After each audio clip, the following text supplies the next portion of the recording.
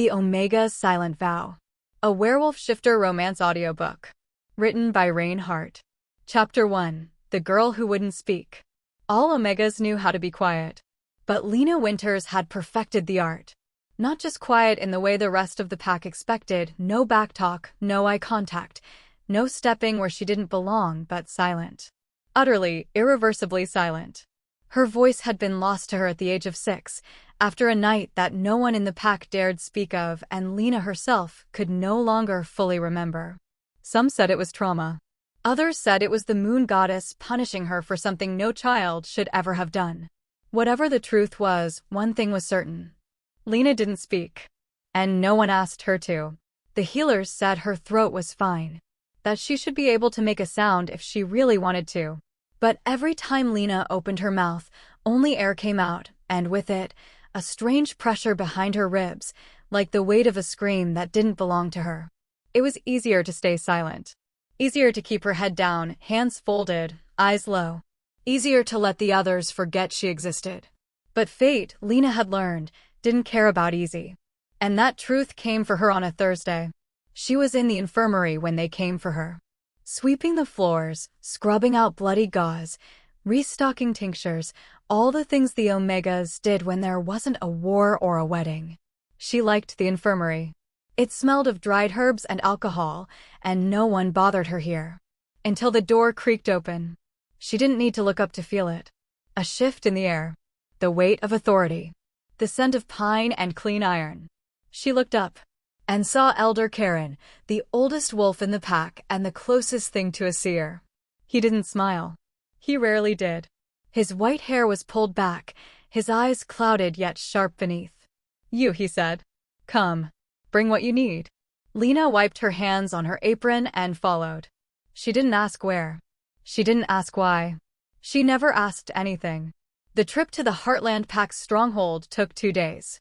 They traveled in silence, Karen on horseback, Lina on foot, her pack slung over one shoulder.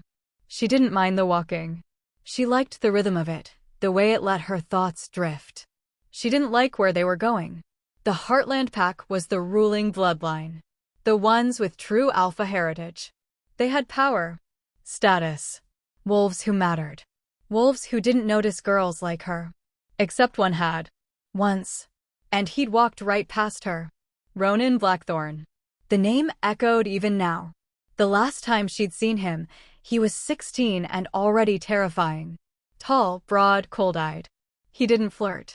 He didn't joke. He didn't waste words on anyone unless he had to. But the day his wolf brushed against hers in the training yard, she'd felt something. A tug in her chest. A warmth in her spine. She'd run. He hadn't followed.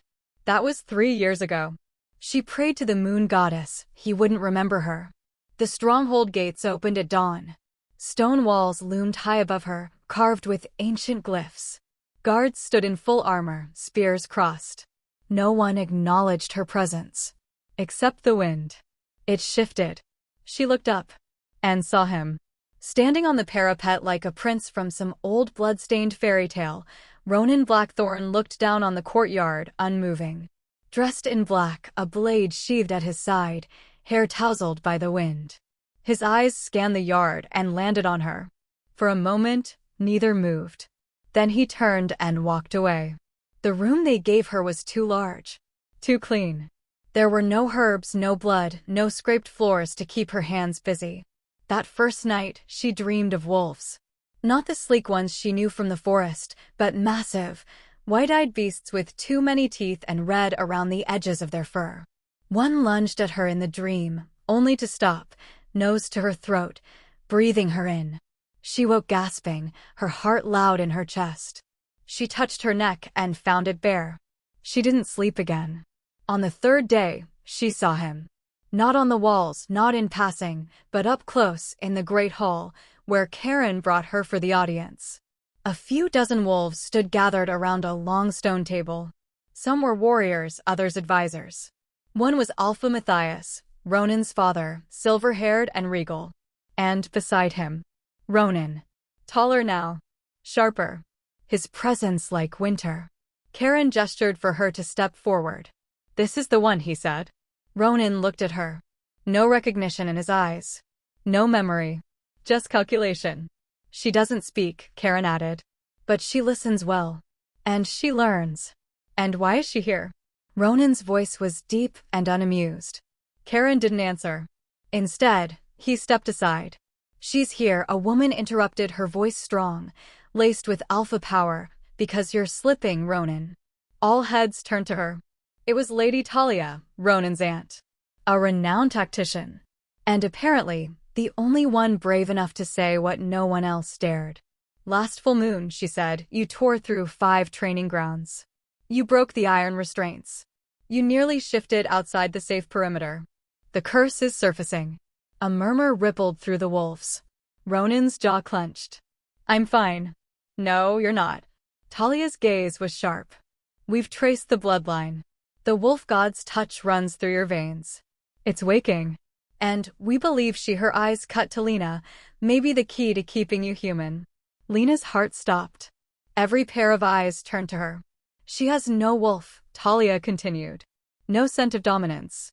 No drive for power. But she has the wolf god's seal on her skin. Talia pulled back Lina's sleeve. And there it was. A mark Lina had hidden for years, just beneath the wrist.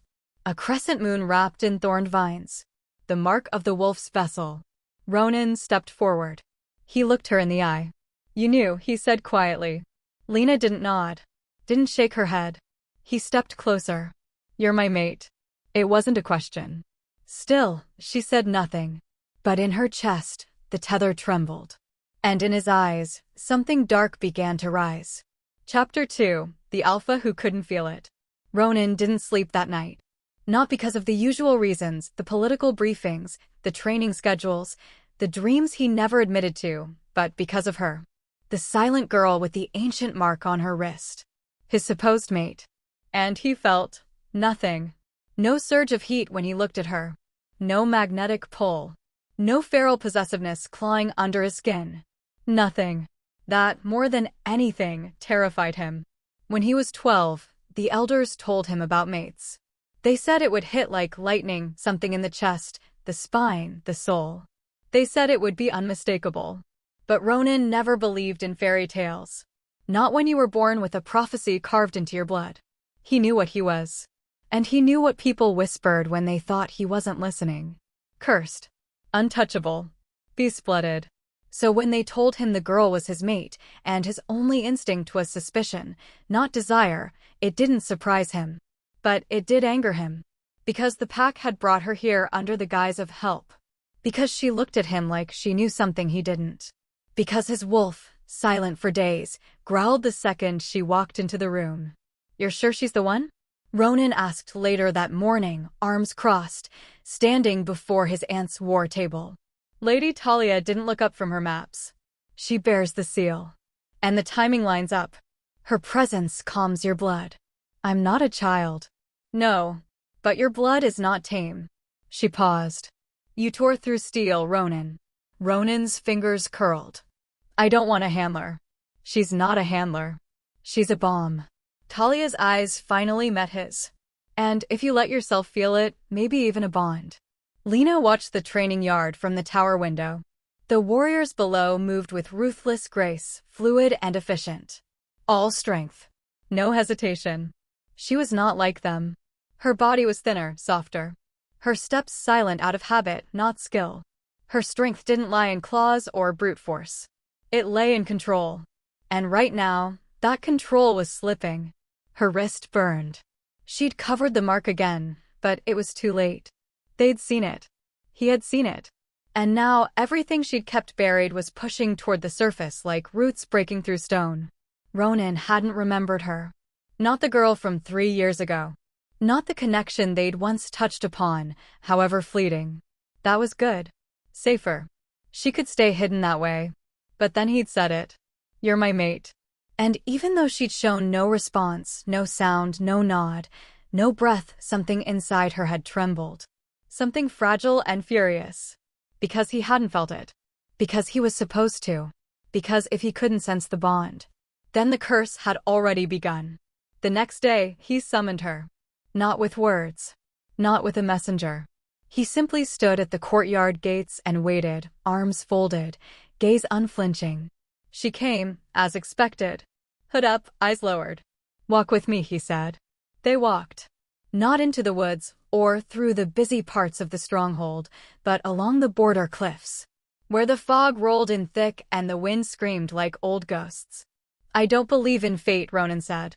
She said nothing. He looked over at her, jaw tight. "I don't believe the moon goddess assigns us soulmates. I believe bonds are choices. I believe power chooses power. And you." He stopped. "You don't feel like power." Lina didn't flinch.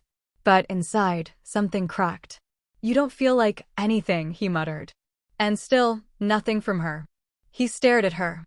"Do you even want this?" A pause. Then, slowly, she shook her head. And Ronan felt something. Not the bond. Not the heat. But a flicker of shame. Because part of him had expected her to beg. And she hadn't. That night, the nightmares returned. He was a wolf. Huge, red-eyed, his claws tearing through the trees. His own warriors lay shredded at his feet. His father bled out on the altar stone. And she was there. Lina. Standing at the edge of the clearing, barefoot, cloak fluttering. She didn't scream. She didn't cry. She simply raised her wrist. And the mark on her skin glowed like fire. He woke with blood on his tongue. "She's not here to love you." The voice came from behind him, sharp and low. Ronan turned. "Talia. She's here to keep you from becoming what your mother was." That shut him up. Talia rarely spoke of Ronan's mother. The woman who'd burned half the Borderlands trying to protect her mate. The woman who died with her throat torn out and her heart ripped in two. She was a vessel too, Talia said quietly. But she broke. Because she loved too much. Because she thought that would be enough. Ronan's hands clenched at his sides. "I'm not her." "Then don't make the same mistakes." Lina had a secret. One she'd carried for 10 years. She remembered the first time she'd felt the bond. She was only 9, hiding behind the stables, watching the Alpha's son train. He was angry. Untamed. Already dangerous. But something about him, his focus, his silence, drew her in. And then, his eyes met hers. And she'd felt it. Like a thread pulling tight in her chest. A warmth spiraling up her spine. She hadn't known what it was then. But she did now. And she'd spent every year since trying to make it stop. Because the moment she accepted the bond fully, completely, he would change. And not for the better. He would become what the prophecy warned of. So she stayed quiet. She stayed distant. She stayed safe. Until now. Until the tether began to fray. "You used to look at me." The voice startled her. She turned. Ronan stood at the edge of the hallway, half in shadow. "In the yard," he said. "When we were kids. You watched me." Lina froze. He stepped closer. "You felt it then, didn't you?" Her breath caught. He was too close. Too sharp. Too much. She looked away. But his voice followed. "Why didn't you say anything?" She stared at him. Then, slowly, she touched her throat. His gaze dropped to her hand. Realization dawned. "You couldn't." She didn't nod. Didn't shake her head. But in that silence, he understood.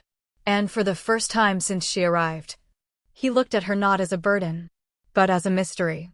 Chapter 3. The Thread Between Us. There were moments when Ronan forgot he was supposed to be afraid of himself. They were fleeting.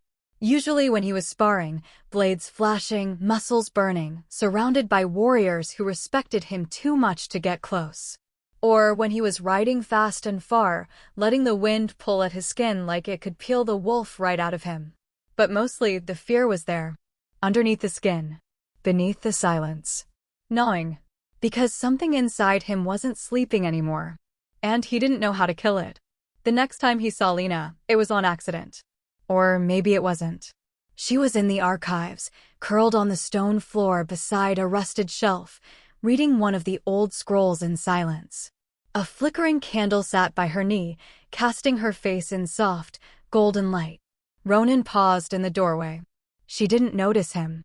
Or maybe she did and simply didn't care. The sight of her, utterly still, absorbed, at peace, made something inside him ache. He didn't like it. He stepped inside. What are you reading? She looked up. Her expression didn't change. She simply tilted the scroll toward him. The Wolf and the Vessel, a caution of binding. His throat tightened. That's not for Omegas. She didn't blink. He stepped closer. You really don't fear me at all, do you? That made her pause. She tilted her head, just enough to say, should I? He stared at her. I tore through 3 warriors last week. Still no fear in her gaze. I broke steel. Nothing. I've had dreams of killing my father. And still nothing. But her fingers curled just slightly at that. So there it was. The truth wasn't in her eyes. It was in her hands. Ronan sat beside her. Not close. Not touching. But near enough that the silence felt deliberate. Why'd he stay quiet? No answer. He didn't expect one. He leaned back, staring at the ceiling. I think I hated you the second I saw you. She glanced sideways, brow lifting slightly. Because you're calm. Because nothing touches you. And he exhaled hard, I've never been able to feel peace. Not once. A pause. Then softly he said, until now. Lina didn't move. Didn't react. But the tether between them grew warmer. He could feel it. Just a thread. But it was there. Later that night, the nightmares changed. This time, he wasn't the one shifting. It was Lina. She stood in the woods, head tilted back, moonlight in her hair, and her mouth opened. Sound poured out of her like flame, like water, like fire cracking across the night sky. And it wasn't a scream. It was a song. Sharp. Ancient. Binding. It pierced him to the bone. He dropped to his knees. And his wolf howled. He woke with claw marks on his chest. Not deep, but real. The blood soaked through the linen. Ronan stared at the mirror, breathing hard, chest rising and falling. She had done nothing. She had said nothing. And yet, she was changing him.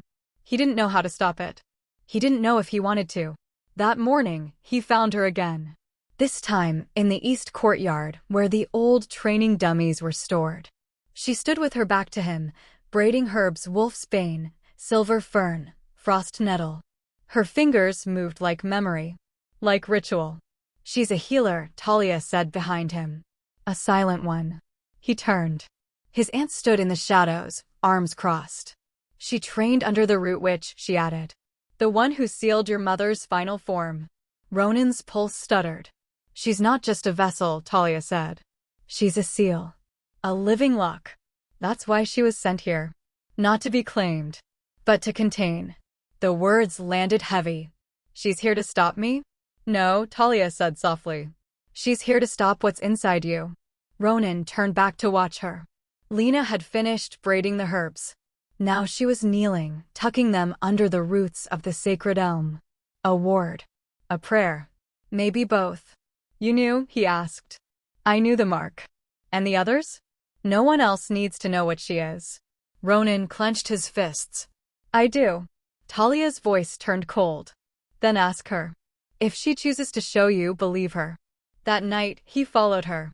Not far. Just to the old temple ruins at the edge of the stronghold, where the wolf god was said to have fallen during the last age. She stood beneath the broken arch, head bowed. And then, she began to move. No music. No sound. Just motion. A silent dance, slow and careful, arms curling like wind, feet tracing symbols into the dust. It was ancient. It was sacred. It was beautiful.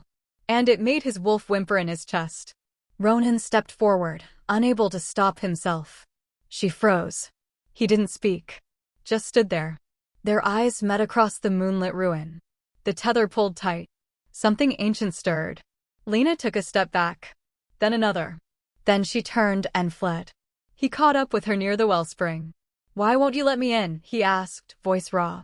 She shook her head. Because you don't trust me? Another shake. Because you're afraid? Pause. Then slowly. She nodded. Ronan took a breath. What if I told you I'm afraid too? She looked at him then. Really looked. Not as a threat. Not as a curse. But as a boy who was tired. So tired. She reached for him. He caught her wrist. The mark pulsed under his fingers. For a moment, Just one, he thought he felt it. The bond. And then. Pain. Sharp. Burning. Deep.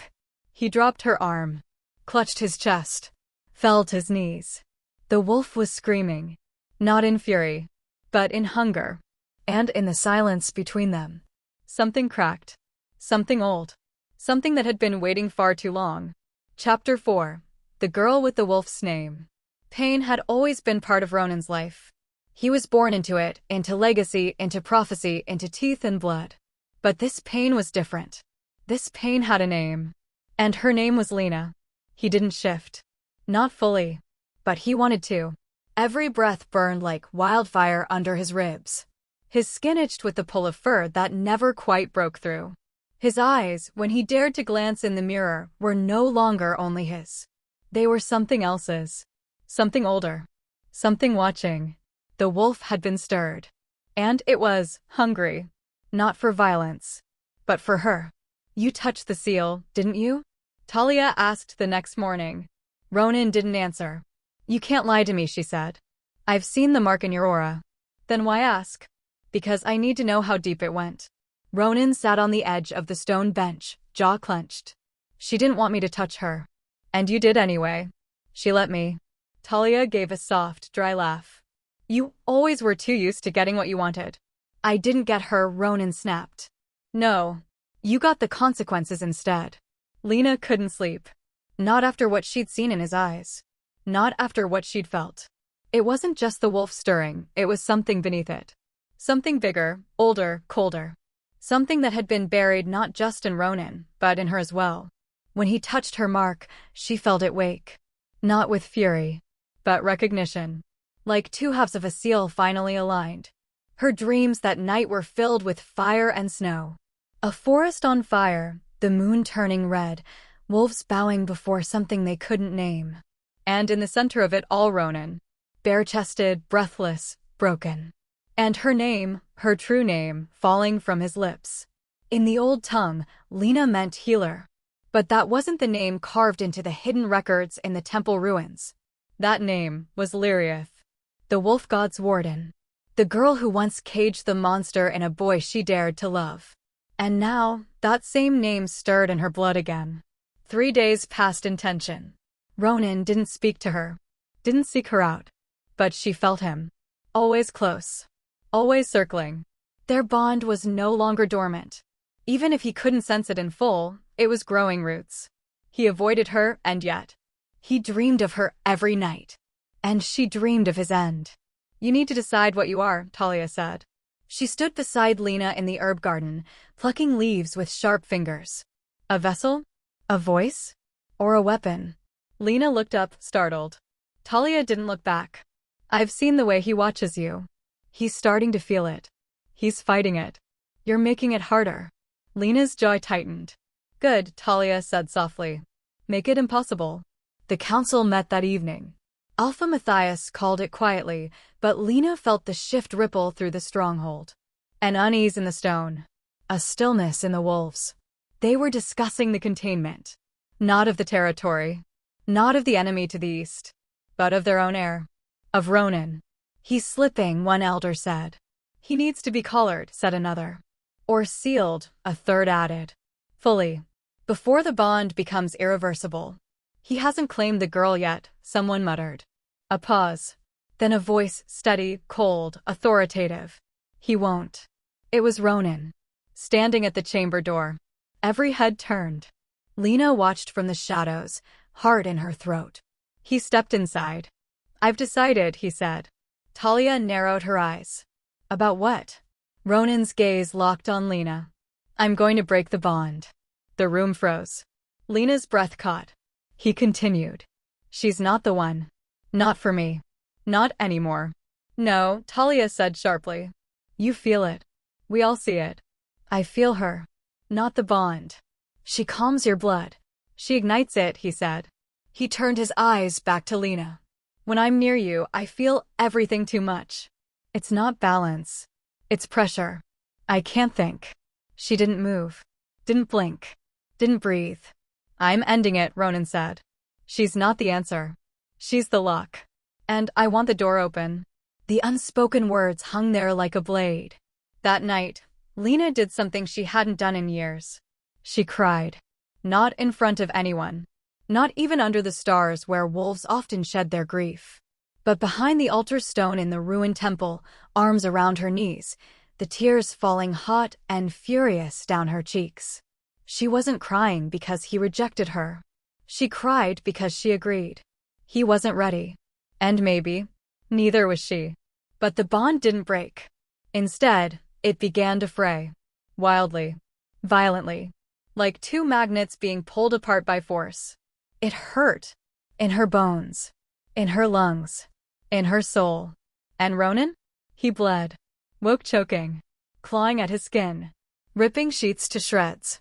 Because fate doesn't care what you choose. When two souls are meant to bind, any attempt to sever them is a wound neither may survive. The next morning, Lina stood before the sacred pool.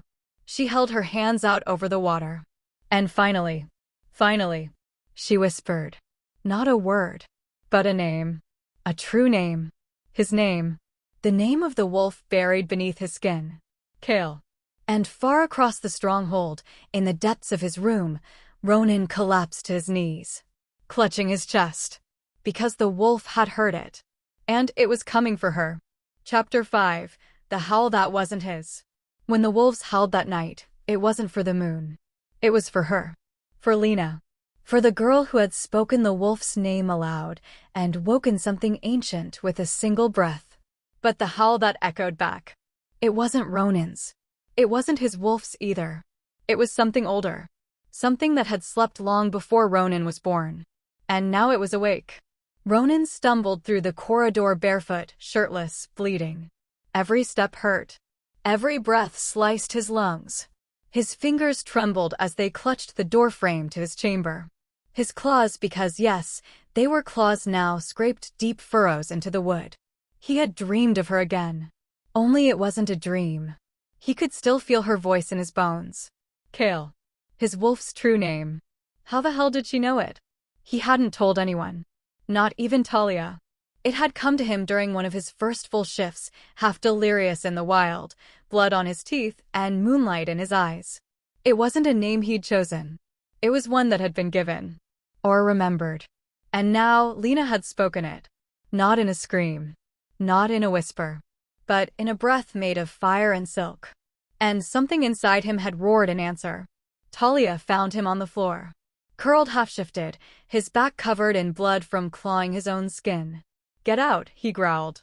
She didn't move. You touched the bond, she said quietly. He didn't deny it. You let it open. I didn't let anything, he spat. She said the name. Talia stilled. Kale. Ronan flinched. How does she know it? He looked up at her, eyes glowing faintly gold. That's what I want to find out before I tear the whole damn pack apart. Lina was already waiting for him. At the edge of the silent forest. She stood barefoot in the dew-covered grass, her red cloak clinging to her shoulders, damp from the mist. Her mark was bare, glowing faintly. And in her other hand, a single wolf's tooth. Ancient. Cracked. A relic of the first bond. Ronan stepped into the clearing, teeth gritted, chest still heaving. You said my name. Lina met his gaze. Unflinching. Calm. You said Kale. She didn't nod. Didn't blink. But the tether between them blazed white-hot. You woke it, he said hoarsely. You called it forward. She turned the tooth in her palm. Ronan's breath caught. That tooth didn't come from any modern wolf. It was far older, imbued with blood magic, carrying the weight of memory. I don't know what you want from me, he said.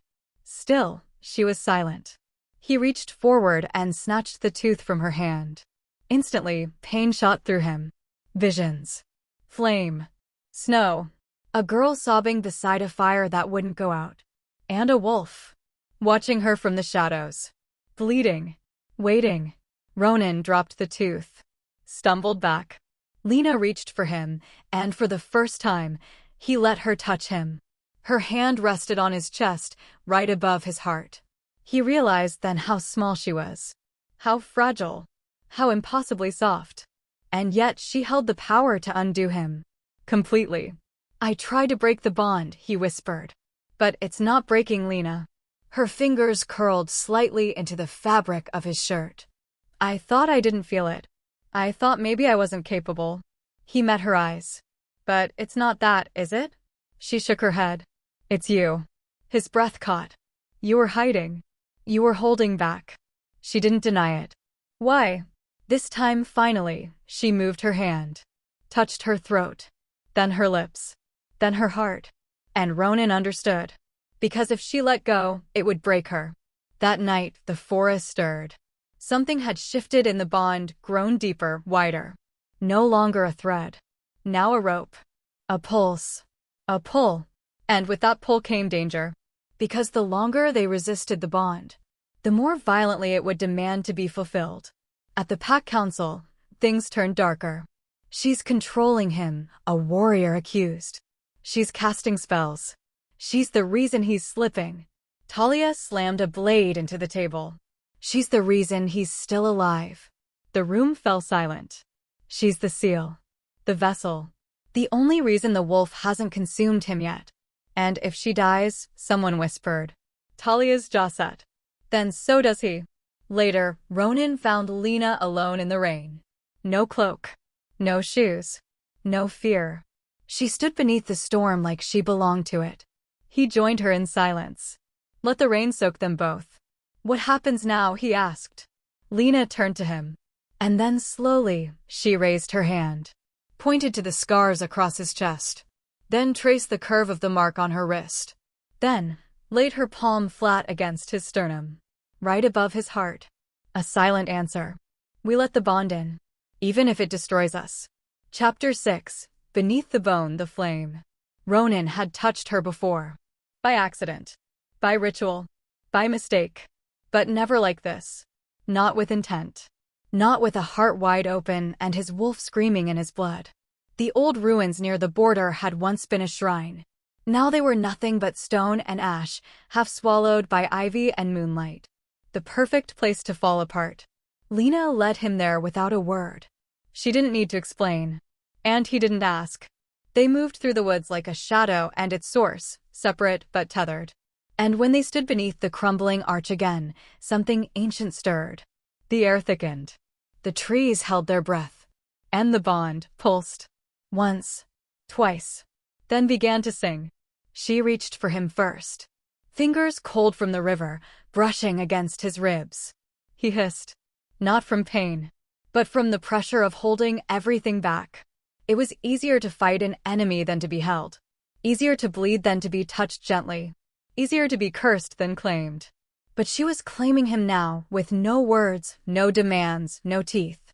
Just touch. Just silence. And Ronan. Ronan shattered. He kissed her like it might kill him. Rough. Desperate. Too fast, too hard. But she didn't flinch. She pulled him closer. Slid her fingers into his hair. And whispered something only his soul could hear. Not a word. But a vow. The bite came next.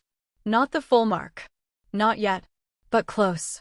His teeth grazed the skin above her collarbone, hovering, trembling. She tilted her head. Exposed her throat. Total surrender. And total power. I don't know if I can stop once I start, he rasped. Her answer was a heartbeat.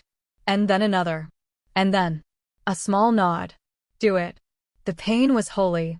When his fangs broke skin, the world split. Not into darkness. But light. Blinding and endless. His wolf howled. Her blood answered. And somewhere, beneath the stars and bones, the seal that had held the curse for 2 decades. Cracked. Lina didn't cry out. Not when he marked her. Not when her skin burned. Not when the magic poured through her like molten silver. But when he whispered her true name. Lyriath. She broke. Her knees buckled. Her vision blurred. Because no one should have remembered that name. Not even him. Unless the bond had gone deeper than even fate intended. The magic didn't stop. Even when he pulled back, blood on his lips and fire in his eyes. Even when he held her as she shook. Even when they sank to the temple floor together, heart to heart, soul to soul. The seal kept opening. And something slipped free. That night, the sky wept. Not with rain. but with ash. Tiny flakes, like snowfall made of bone dust, drifted from the clouds. The pack gathered in silence, staring upward. No one spoke the old words aloud. But all of them thought the same thing. The wolf god has stirred, and his vessel walks among them. Talia reached the shrine just before dawn. What she saw there stopped her cold. Two figures tangled in the ruins, marked, mated, and bound. And the sigil burned into the earth around them. Not the bond rune, but something older. A summoning seal. She whispered a curse and pulled her dagger, because the magic they had unleashed couldn't be undone. And it would not go unnoticed. Ronan woke to blood. Not Lina's. Not his. But something else. Seeping from the stone beneath them. He sat up sharply, muscles tight, eyes glowing faintly gold. Lina was still asleep, curled beside him, breath even. He touched her cheek. She didn't stir. But the mark on her wrist had spread. Vines now curled up her forearm, thorned and pulsing. His wolf purred at the sight. But his human heart clenched. Because marks like that only spread in two cases. When the bond deepens. Or when something else has taken hold. Talia dragged them both back before the sun broke fully. No one saw them return. No one knew what had happened. But the air in the stronghold changed. The guards grew tense. The healers lit more incense than usual. And the wolves howled more often at nothing. Like they could sense the shift. The tremor beneath the soil. That evening, Ronan found himself pacing. Not the restless kind. The hunted kind. Because his bond was no longer just a bond. It was a path. And something was coming down it.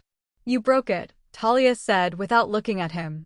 He stood in the war room doorway, fists clenched. You broke the seal. I marked my mate. No. You marked the vessel. Ronan's throat tightened. And now, whatever the wolf god left behind, it's waking. She turned to him. Eyes steel. Voice low. Tell me, Ronan. Did you ever stop to wonder why she was made silent? He froze. She didn't lose her voice. It was taken. His heart dropped. Taken to keep the world safe. And you just gave it back. In the darkness of her chamber, Lina stared at her hands. The vines on her skin had begun to bloom. Tiny white flowers, pale and glowing. Each pulse of the bond made them flutter open. And in her chest, she could feel it. Not her wolf. She'd never had one. But something else. Something that remembered the moon not as a goddess, but as a mother. And she knew. The next time Ronan touched her, there would be no going back. Not for her. Not for him. Not for anyone. Chapter 7. The God Within the Girl. The first sign came at dawn. Not a scream. Not a storm. But silence. Heavy. Crushing. Alive. The birds did not sing. The rivers did not move. Even the wind dared not pass through the stones of the stronghold. It was as if the world were holding its breath. Waiting. And at the center of it all, Lina. She woke slowly. The chamber smelled of crushed herbs and steel, Ronan's scent clinging to the air like memory. The sheets were still tangled with his warmth, the bond humming faintly in her bones. But her body, it felt foreign. Too still. Too vast. Like something was listening inside her skin. And it was no longer asleep. She stood before the mirror, fingers tracing the vines that curled up her wrist and now bloomed across her shoulder. They were no longer just marks. They were alive. Petals pulsing softly, like breath. And in the reflection of her eyes, a flicker. Not gold. Not silver. But white. Moonlight trapped in shadow. She blinked. It vanished. But she'd seen it. And worse. She'd felt it smile. Across the compound, Ronan tore through the training yard like a man trying to outrun his own name. Sweat streamed down his back. His fists were bloodied. His chest heaving. But the fire inside hadn't dulled. Not since the mark. Not since she'd whispered that name. Kale.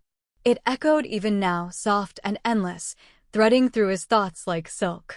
It had awakened something he didn't understand and didn't trust. His wolf no longer felt separate. It felt blended. Merged. Watching. And he couldn't shake the feeling that someone else was inside his skin. Not an enemy. Not even a beast. Something worse. A twin made of bone and moonlight. Talia found him at the river's edge. Something is wrong with her, she said without preamble. Ronan froze. She's not the same. He shook his head. Of course she's not. We bonded. No, Talia hissed. It's not the bond. It's what was buried under it. He turned to face her. She was never supposed to be opened. His voice dropped. Then why bring her here? I brought a vessel. You made her a door. Ronan's breath hitched. She's glowing, Ronan. Glowing. And she's hearing things no one else can. Talia's eyes burned. She's changing. And you don't know what she'll become. Lina heard them. Not with ears. But with the strange new sense blooming behind her ribs. A vibration in the bones. A knowing in her blood. Their fear. Their distrust. Their plan. They were going to watch her. Study her. Maybe even isolate her. They would take her voice again if they could. They didn't understand. She wasn't dangerous. Not yet. But if they made her choose. If they tried to tear her from him again. They would learn what it meant to awaken a god. That evening, she slipped from her room and into the woods. The moon hung low, half hidden behind clouds, casting the forest in silver gloom. She walked barefoot. Unseen. The vines on her arms glowed faintly, lighting her path. At the base of the ancient tree, the one known as Mother's Root, she knelt. Placed her hands on the bark. Closed her eyes. And breathed. Not with lungs. But with memory. The ground trembled. Branches above her bent, not with wind, but reverence. The bark pulsed beneath her palms. A whisper drifted up from the roots. Do you remember what you were, child? Lina shuddered. She didn't reply. But deep inside, something opened. A voice older than names. Colder than time. You were my last vow. She didn't sleep that night. Not in the way mortals did. Her body remained in bed. But her mind, her soul, it walked elsewhere. Through dream ruins and bone palaces.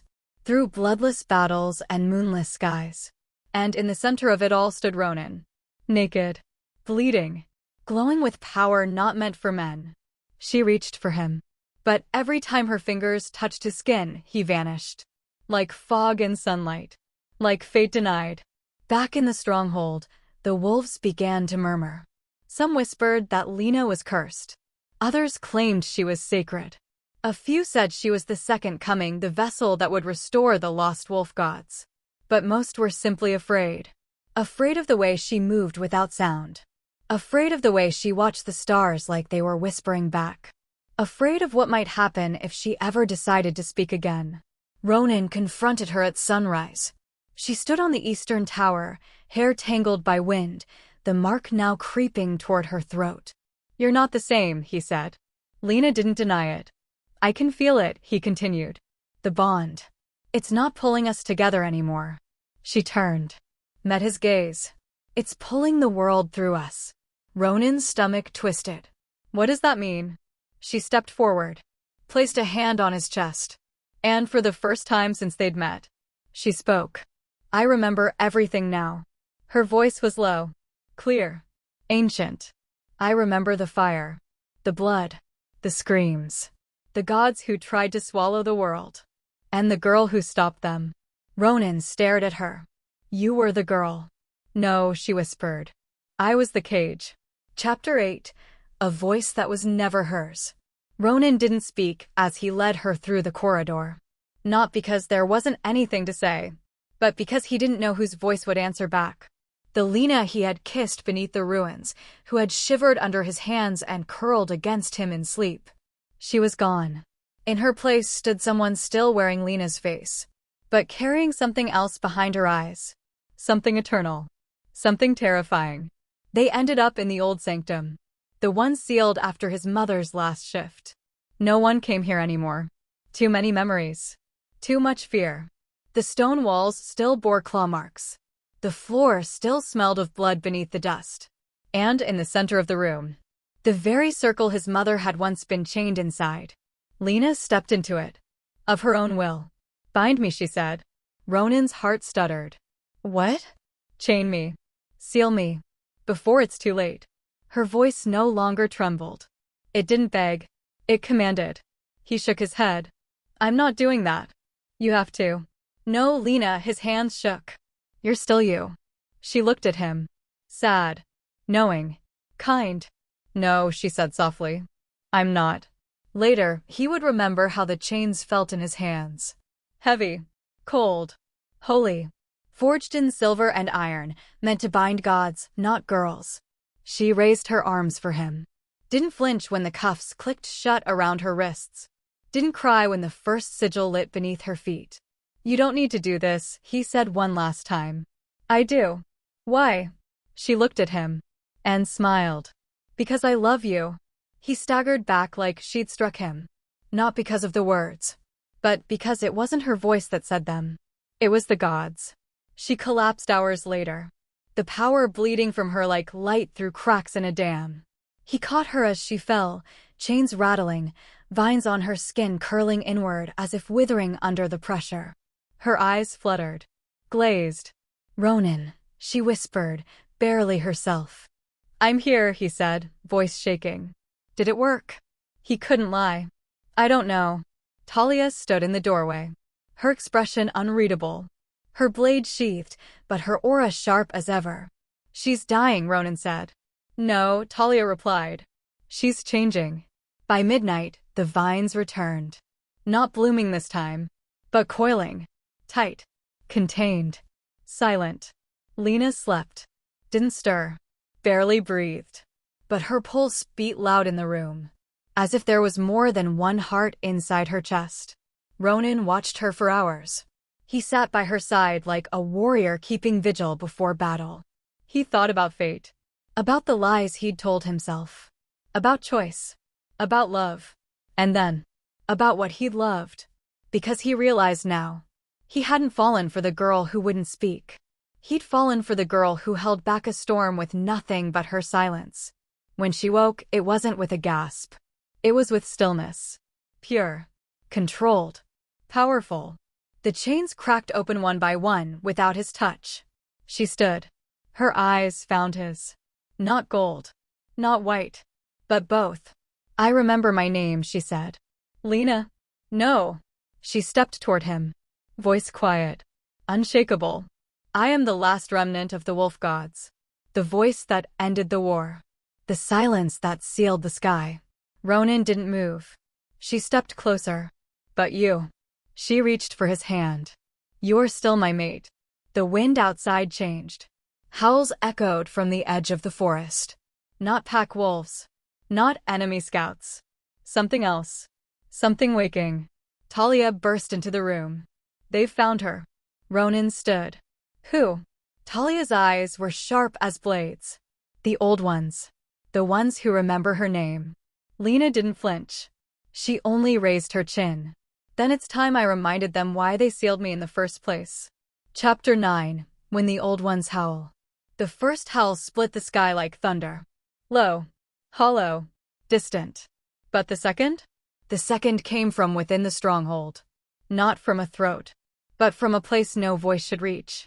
A bone-deep resonance. A call not for war, but for return. And Lina knew exactly who they were calling. Her. They're not wolves, Talia said, blade in hand, eyes glowing faintly silver. Not anymore. Ronan stood beside her, fists clenched. Then what are they? Remnants, Lina answered, voice quiet. Echoes of the first pack. Those who refused to die when the gods fell. And now they've come for you? Ronan asked. No, she turned to him, her hair whipping in the wind. They've come to kneel. The stronghold held its breath as the creatures approached. There were 4 at first. Then 6. Then dozens. Shapeless at the edges, like wolves stitched from shadow and frost. Their fur shimmered like oil under moonlight. Their eyes burned like hollow stars. They didn't attack. They didn't howl. They waited. At the gates. For her. Let me go, Lina said, stepping toward the heavy oak doors.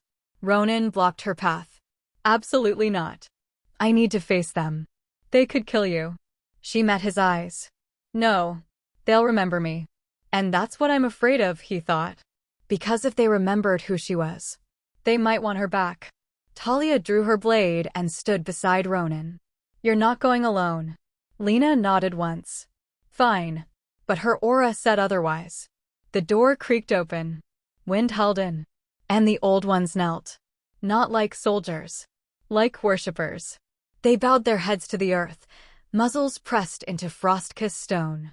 And in unison, they whispered a name. Liriath. The god's name. Her name.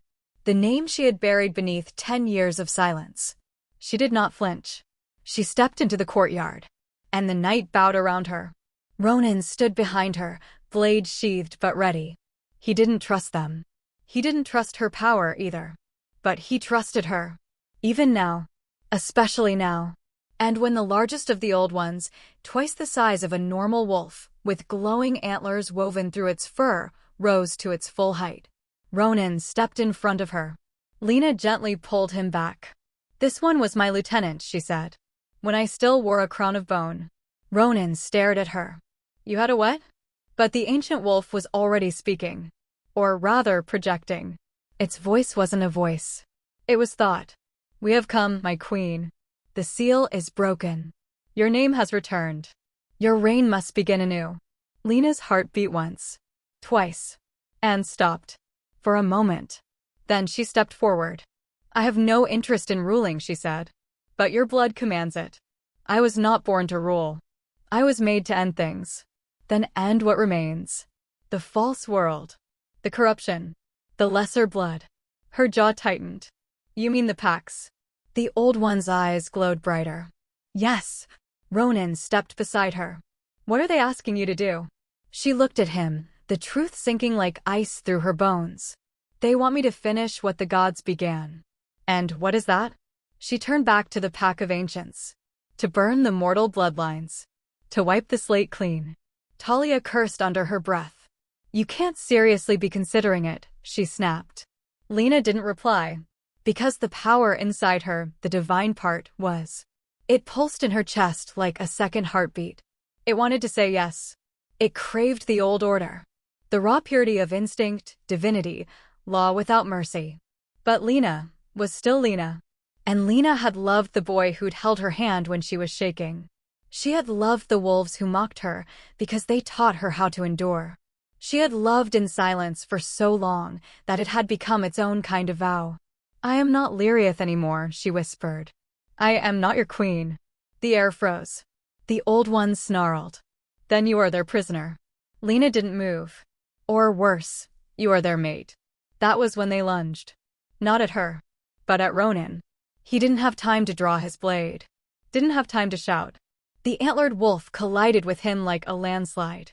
He hit the stone hard, pain exploding through his ribs. But he fought. Of course he fought. He was the heir. The alpha. The wolf forged in prophecy. But even prophecy trembles beneath a god. Lina screamed. It wasn't a sound. It was a force. A ripple of magic that shattered stone, cracked sky, sent every living creature in a mile's radius to their knees. And the old ones. They stopped. Frozen mid-attack. She strode forward. Eyes glowing. Hair lifting with unseen wind. And said a single word. Enough. It wasn't her voice. It was the gods. But it obeyed her. The old ones trembled. And one by one, they bowed again. But this time, in fear. Ronan lay bleeding. Lina fell to her knees beside him. Touched his face with shaking hands. "I didn't know," she whispered. "I didn't know they'd." "I'm fine," he rasped. He wasn't. He was pale. Breathing shallow. But he managed to smile. "You scared them." She smiled back, tears slipping down her cheeks. "I scare myself." That night, she stood at the edge of the stronghold wall. Alone. The old ones had vanished into the mist, but she knew they'd return. And next time, they wouldn't kneel. Not unless she wore the crown. She didn't know what frightened her more. The idea of ruling gods. Or the thought of becoming one again. Chapter 10. The Bond That Burns. Lina didn't sleep. Not because she couldn't, but because she didn't dare. Every time she closed her eyes, she dreamed of herself in pieces. One half bone and fire. The other. A girl in a red cloak, standing in the snow, hands stained with blood she didn't remember spilling. She would wake gasping. Heart racing. Mouth open. And no sound. Not because her voice was gone again, but because part of her still believed it should be. Because if she spoke now, the world might listen. And worse, it might obey. Ronan was healing. Too slowly. Not just from the attack, but from her. He didn't say it out loud, but she saw it in his eyes. The wariness. The distance. Like he didn't know if the girl he'd kissed beneath the ruins was still here. Maybe she wasn't. He came to her at twilight. The sky blood orange and bruised. The air thick with anticipation. "Say something," he said. She turned from the window. He stepped closer. "Anything. Please."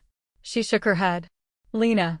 She looked at him, and the bond flared between them. Not gentle now. It burned. A tether of wildfire and memory and magic barely leashed. "I need to hear your voice," he said. "Not hers. Not the gods. Yours." She didn't answer, but a single tear slipped down her cheek. He crossed the space between them and held her. Tight. Fierce. Like it would anchor them both.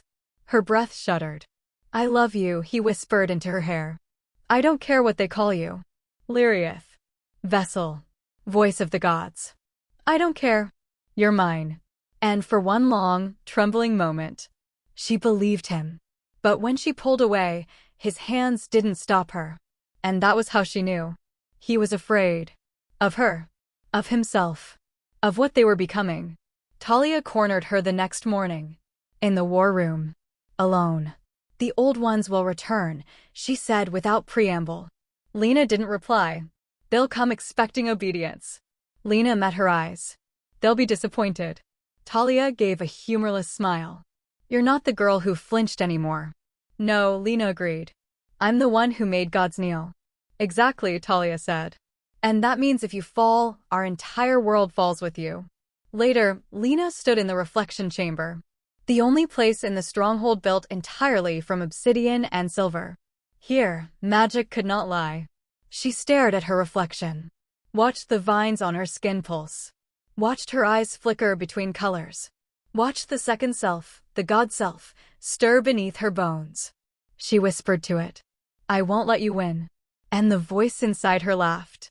"You already let me speak." The storm came at midnight. Not natural. Not even magical. A sentient tempest, howling with the voices of the first ones. The old ones had returned. But not to talk. Not to kneel. To reclaim. Ronan was the first to scent them. He was out of bed before his shirt was on, shouting orders, rallying warriors. Talia was already at the gates, blades drawn, eyes gleaming with old fury. But Lina walked. No armor. No weapon. No protection. Just herself. And that was enough. They met her at the edge of the eastern cliffs. Dozens of them now. More than before. Shadow-thick and star-eyed. The antlered one stepped forward. "You refused your name. I reclaimed my own. You defied your oath. I wrote a new one. Then you are no longer the vessel." Lina nodded. "I'm the voice. And a voice that does not serve must be silenced." They moved. Fast. Too fast for any normal eye. But she didn't flinch. Didn't scream. She simply raised her hand. And spoke. One word. That's all it took. The power in it shattered the first wave of old ones before they even touched her. Not exploded. Not burned. But unmade. The bond between flesh and spirit unraveling midair, leaving nothing behind but stardust. Ronan arrived seconds later. And stopped. Because what he saw was not a girl. Not even a queen. But a force. Glowing. Risen. Terrifying. And so beautiful. Lina turned to him. Her voice still echoing in the wind like a weapon she hadn't meant to use. Her eyes shimmered, blue and gold and moonlit white. "I didn't want this," she said. "But I won't run from it either. I am what they made me. But you're who I chose." He crossed the battlefield to her. Gripped her hand. Felt the bond burn brighter than ever. He looked into her eyes and whispered. "Then let's burn it down. Together." Chapter 11. The Crown and the Kiss. The battlefield was quiet. Ash drifted like snow. Old blood glowed silver in the moonlight. The old ones had retreated scattered like wolves without a star to follow. And at the center of it all, she stood. Lina. Her hair tangled in starlight. Her mark blooming like moonflowers across her chest. Not triumphant. Not even victorious. Just still. Like a flame waiting to be blown out. Ronan didn't let go of her hand. Not once. Not when the wind stopped. Not when the warriors emerged from the trees, staring in stunned reverence. Not even when Talia approached, her face pale and eyes sharp. You just declared war, she said. Lina didn't look away. I didn't start it. No, Talia agreed. But now we have to finish it. They locked down the stronghold. Not because they feared an immediate attack, but because something had changed. In the pack. In the bond. In her. Lina wasn't one of them anymore. Not fully. She was still Lina. But she was also Liriath. The voice. The vessel. The thing wolves prayed to and feared in equal measure. And even the ones who loved her looked at her now like they weren't sure which part would answer if they called her name. That night, she sat on the roof of the old watchtower, wrapped in a too large cloak. Ronan's scent still on it. He climbed up beside her, silent as ever, then offered her a slice of bread from the kitchen. She didn't take it. You haven't eaten in 2 days, he said. I don't feel hungry, she replied. Because gods don't eat? She gave a tired smile. Because I'm afraid I might forget how. He sat beside her. The stars above were too bright. The sky too still. I'm still me, she said after a while. Even if I'm also her. He nodded. But didn't lie. It's getting harder to tell. Her lips parted, but no words came. Because he was right. She felt it too. Every time she blinked, she saw memories that weren't hers. Wars. Sacrifices. Temples made of bone and flame. She remembered being worshipped. She remembered being feared. And now, she remembered what it felt like to have someone love her without kneeling first. Ronan took her hand again. Fingers cool in his palm. What happens when this ends? He asked. I don't know. Will you still be mine? She looked at him. Soft. Sad. I'll always be yours. But will I still be Lina? They kissed like it was their first time. And maybe it was. Because this wasn't a kiss to claim. Or to mark. Or to prove anything. This was the kiss you gave someone when the world was about to break in half. And you just wanted to remember what it felt like to be whole. The next morning, the council met. Not in secret. But not publicly either. Ronan stood at the head of the chamber. Lina beside him. And behind them, every wolf who still believed in both prophecy and choice. Talia stood too. Not with a blade this time, but a parchment. We need to name it, she said. This war. This thing. Name it what? Someone asked. Lina spoke before she could think better of it. The sundering. The silence that followed was absolute.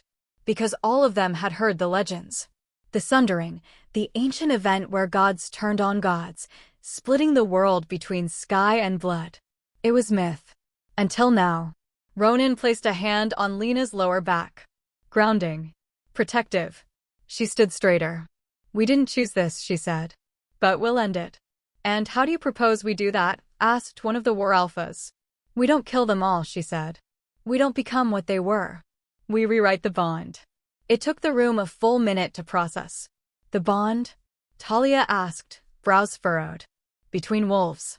Between alphas and packs. Between bloodlines and legacy. We break the old magic, Lina said. And we build something new. The proposal was madness. Sacrilegious. Dangerous. And exactly what they needed. Because the packs had grown lazy on prophecy. Drunk on bloodlines. Lost in the illusion that fate was safety. And Lina, the girl who had once taken a vow of silence just to keep the world from falling apart, was now prepared to speak it back into shape. That night, Ronan knelt before her. Not as a subject. Not as a mate. But as a man. He held out a blade. Ceremonial. Beautiful. Dull. I want you to do it, he said. She blinked. Do what? He lifted his shirt, exposing the scar where her voice had once broken the curse burning inside him. Mark me. Fully. As your consort. She flinched. I already did. No, he said softly. You bit me to save me. Now I want you to bind me. And so she did. Not with magic. Not with chains, but with a kiss to his neck, followed by a whisper of his name so ancient it sang in every tree within a mile. Kale. Alpha of my heart. Chosen, not fated. Mine. The vines on her skin shifted. From thorns to blooming petals. White. Open. Alive. The pack howled that night. Not in mourning. Not in war. But in rebirth. And somewhere beyond the edge of the world, the old god stirred. Not with rage, but with jealousy. Because love had done what prophecy never could. It had made a god kneel. Willingly. Chapter 12. The Return of the Forgotten Name. The day after the vows were made, the sky bled. Not rain. Not ash. But light. Amber at first. Then gold. Then the kind of white that doesn't shine but devours. Every wolf in the stronghold felt it. The shift in the air. The weight of history rolling over their backs like a storm front. Even those who didn't believe in the old gods dropped to one knee. Because this wasn't belief. It was recognition. Something was coming. And it knew her name.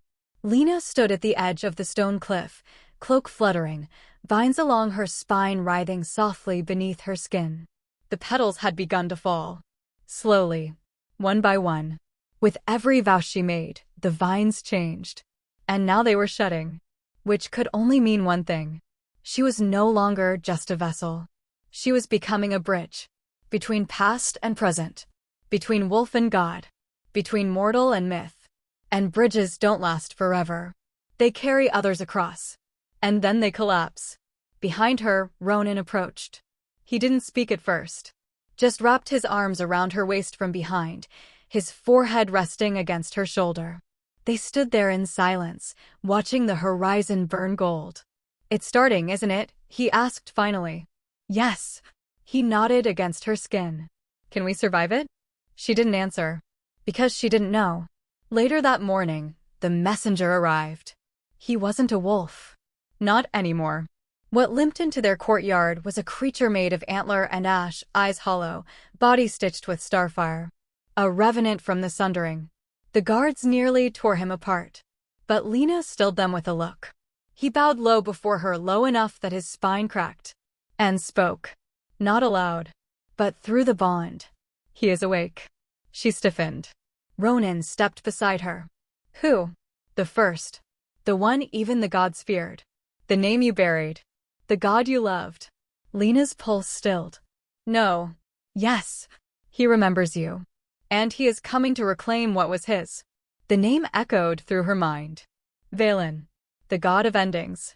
The one she had once stood beside in battle. The one she had betrayed. The one she had loved before she chose to silence him. Before she chose the world over him. She fell to her knees. The courtyard spun. Ronan caught her, held her. What does that mean? She shook her head.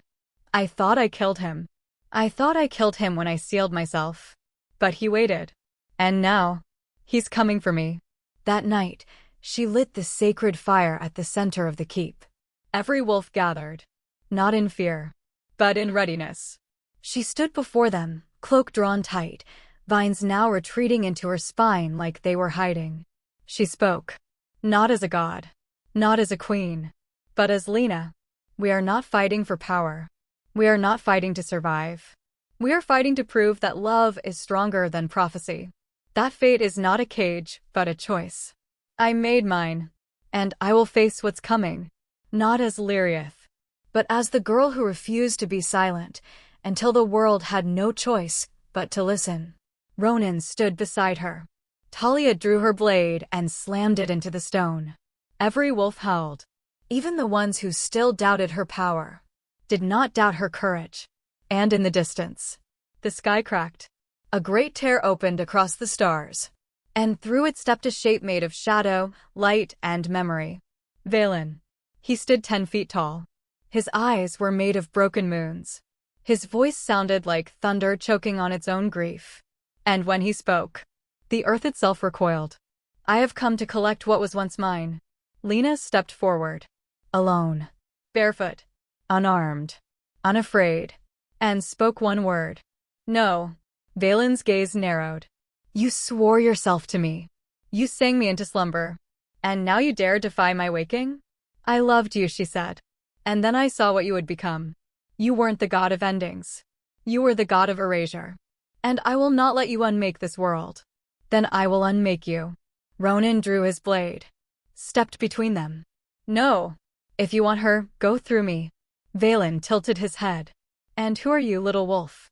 Ronan's voice was steady. Sure. I am the mate of the voice you silenced. I am the alpha she chose. And I am not afraid of you. Valen raised one hand. The ground split. The sky screamed. Ronan didn't move. Because love had already burned the fear out of him. Lina raised her hands. Her palms glowed white. Her vines returned, this time twining into a crown. Petals rebloomed across her arms like starlight reborn. And when she opened her mouth, she didn't whisper. She sang. A song that hadn't been heard in 10,000 years. A lullaby for gods. A war cry for mortals. And Valen staggered. The final war had begun. Not of steel. Not of blood. But of voice. Of will. Of who gets to decide what the world becomes next. And Lina was no longer afraid to speak. Chapter 13. The Song That Breaks the World. The first note cracked the sky. Not with thunder, but with memory. It rolled across the mountains like a storm you didn't hear so much as remember. A sound from before language, before war, before love. A sound that called the world into being. And threatened to pull it apart again. Valen staggered. His shadow form twisted against the melody. The ground beneath him buckled. And all across the battlefield, wolves dropped to their knees, not in pain, but in awe. Only Ronan stood. Only Ronan held. Because he wasn't listening to the god's power. He was listening to her. To Lina. To the voice he'd waited so long to hear. And it wasn't a god's. It was a girl's. Wounded. Defiant. Loving. And utterly unstoppable. Valen roared. Not in rage. In heartbreak. You promised me forever. Lina stood beneath the swirling, light-split sky, vines blooming wildly across her shoulders and crown, her feet bare in the ashes of prophecy. I promised you truth, she said. You wanted worship. I gave you warning. You wanted eternity. I chose life. He lunged. The sky followed. Stars peeled open behind him, howling void into the world. Reality warped at his feet. Trees shriveled. Stone turned to sand. He was unmaking everything. And she met him head-on. They clashed in light. Not steel. Not claws. But song and silence. Lina's voice rang out in a language no mortal remembered. But her soul remembered. So did his. And for a moment, just one heartbeat. They weren't enemies. They were what they'd once been. Two divine creatures. Who once stood at the edge of the world and chose love instead of power. But only one of them had meant it. Ronan fought to reach her. The air bent around Valen like a shield. Time stuttered in his shadow. But Ronan moved anyway. Because he had no voice like Lina. No magic like hers. But he had love. And it would carry him through fire. The moment he broke through the barrier, Lina cried out. Not from fear. But relief. He caught her as her knees gave out. Her song faltered. And Valen's power surged. The old ones reappeared. Dozens. Hundreds. Pulled from time and shadow and memory. Talia met them with blades and fury. The pack followed. For once, no ranks. No roles. Just wolves. Protecting the only two beings who'd ever dared to rewrite fate. Valen raised his hands. The earth screamed. Reality shivered. He was trying to take it all with him. If he couldn't have her, he would have nothing. Lina looked at Ronan. Eyes wild. Glowing. Frightened. I can stop him, she said. But only if I go with him. No. He gripped her tighter. There has to be another way. There isn't. I just got you back. She cupped his cheek. I'll come back again. He shook his head. You won't. She smiled. Heartbreaking. Beautiful. I always find you. She stood. And walked toward Valen. Arms outstretched. Take me then, she said. But not like this. I won't let you destroy what we built. He snarled. I remember what you were. She nodded. So do I. And I choose what I am now. She kissed his forehead. A single note left her lips. A goodbye. A seal. A spell. And Valen collapsed into light. All at once, the sky stilled. The wolves quieted. And Lina fell. Ronan caught her before she hit the ground. She was warm, but too still. Too quiet. Lina, he whispered. No answer. Lina, come on. Still nothing. He pressed his forehead to hers. I love you, he said. I love you, I love you, I love you. And beneath his hands, her chest rose. Once. Twice. Then, she whispered, told you I'd find you again. The war was over. But the world had changed. The gods were gone. The old songs faded. But one remained. A new song. Of love over fear. Choice over prophecy. A girl who found her voice. And a boy who heard it. Chapter 14. The Afterglow of Broken Stars. The sky was quiet. Too quiet. No storm. No shattering wind. Just the gentle hush of a world trying to remember how to breathe. The battlefield lay in ruins, stone-cracked, air thick with dust and golden light. But no one moved. Not yet. Because no one knew if it was really over. Or if the silence was just the eye of some greater storm. Lina stirred first. Her fingers curled around the threads of grass beneath her palms. Alive. Still hers. Still here. She opened her eyes to find Ronan already watching her, tears streaking down his face, cheeks smudged with ash and blood. You came back, he whispered. She nodded. And for once, he didn't ask how. He just pulled her into his arms and held her like she was the last thing keeping him tethered to the earth. The others came slowly. Talia, limping, blades notched and eyes full of disbelief. The younger wolves, some sobbing, some laughing. They gathered around their Luna, no longer questioning if she was wolf or god or something in between. Because what mattered now was simple. She had stayed. And the god who wanted to unmake the world had not. 3 days passed. They didn't rebuild the walls right away. Didn't fix the gate. Didn't hold a feast. Instead, they rested. Because war doesn't end when the enemy falls. It ends when the shaking in your hands finally stops. Ronan tended to Lina like she might disappear if he blinked too long. He brought her food. Blankets. Tea that smelled like honey and memory.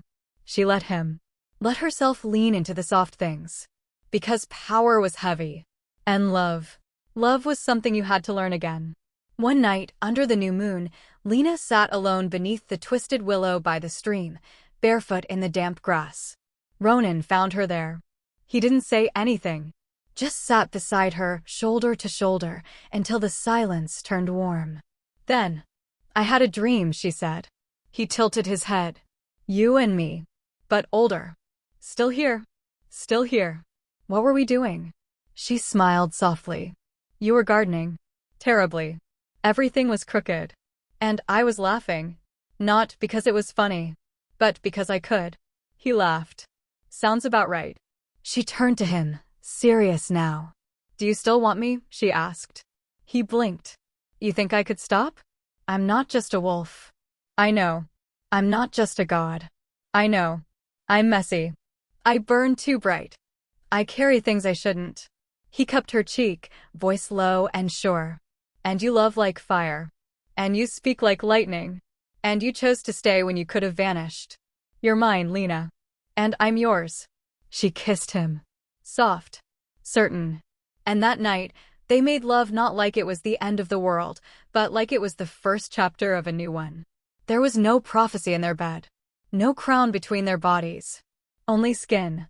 And size. And two people learning how to belong. The next day, Lina met with the surviving alphas. Ronan by her side. Talia to her right. The gods are gone, one of them said. What happens now? She looked around. At the cracked tiles. The open sky. The new vines blooming across her skin, smaller now. Softer. No longer blooming for battle, but for growth. We write new laws, she said. Based not on blood, but on bond. On loyalty freely given. On strength that bends, not breaks.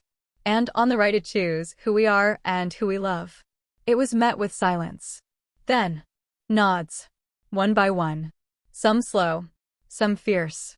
And for the first time in 1,000 years, the packs held not in mourning or rage or war, but in consent. That night, Ronan gave her a ring. Simple. Wrought iron and obsidian. No crowns, he said. She smiled. Only vows. And when she slipped it on, the vines on her hand shimmered gold. Just once. Then settled. Lina had once thought silence was safety. Then she'd thought her voice was a weapon. But now, she knew it was a bridge. To herself. To her pack. To him. And though the gods were gone, her story was just beginning. Chapter 15. The Legacy We Choose. 1 year later, the gods were still gone. And the sky hadn't cracked once. There were no storms that whispered of prophecy. No shadows stalking the edges of reality. No forgotten names rising from the dark. Just a forest in bloom. A pack at peace. And a girl, no longer afraid to speak. Lina stood barefoot in the soft soil of the garden behind the stronghold. She wore no crown. No armor. Just a sundress, speckled with dirt and a smear of honey on her cheek from the jar she'd opened for the cubs. The vines on her skin had faded into faint silver spirals, like old songs hummed under one's breath. She was no longer a vessel. No longer a symbol. She was home. Ronan found her there. Hair messy. Shirt damp from chasing the pups through the orchard. He leaned against the fence and grinned. You missed the meeting. I was busy. Doing what? She held up a little sprig of wild rosemary. Planting something that won't try to kill me. He laughed. God, she loved that sound. The councils still met every fortnight. Not to dictate, but to listen. The new pack laws were written not by bloodline, but by voice. Every wolf had one. And for the first time in centuries, everyone was heard. Even the quiet ones. Especially them. Sometimes Lina still woke up gasping. Not from fear, but from remembering. The battlefield. The first note. The god who had loved her and broken everything. She didn't hate him. She didn't miss him either. But sometimes, in the hush between night and dawn, she wondered. Was there a version of the world where they'd both made better choices? Ronan always woke up beside her. Even when she thrashed. Even when she sobbed. He never asked. Just held her. Until the shaking stopped. One night, beneath a pale moon, he pulled her close, fingers resting lightly on the curve of her spine. Do you ever regret it? He asked. She tilted her head. What? Choosing us. Over everything else. Her answer was soft. Immediate. Never. Even if we're ordinary now? She laughed, and it broke something tender in the air. Ronan, she whispered, you've never been ordinary a day in your life. The pups grew fast. Too fast. Talia took over training the new generation. Fierce as ever. But softer now. She smiled more. Sometimes, she even laughed. One of the young alphas had a crush on her. He followed her around like a shadow. Lina and Ronan bet 3 jars of honey on how long it would take before she noticed. It only took 3 weeks. The forest was healing too. The parts that had burned in the final battle were slowly turning green again. Lina often walked the edges of the old scar line with her hand against the bark, whispering thanks. Not to the gods, but to the world itself. For letting her stay. On the anniversary of the Sundering's end, the pack gathered in the clearing. No weapons. No war cries. Just a single long note, hummed together. A harmony of different voices. High and low. Strong and trembling. But together. Always, now together. Lina stood at the center, Ronan's hand in hers. She looked out at the wolves who had once doubted her. Once feared her. Now, they trusted her. Loved her. Not because she was divine, but because she had chosen them. She opened her mouth. Sang one line. A lullaby. Simple. The same one she had once used to put a god to sleep. Only now. It was a song for a new world. For a pack. For a future. And for a love that had rewritten the stars.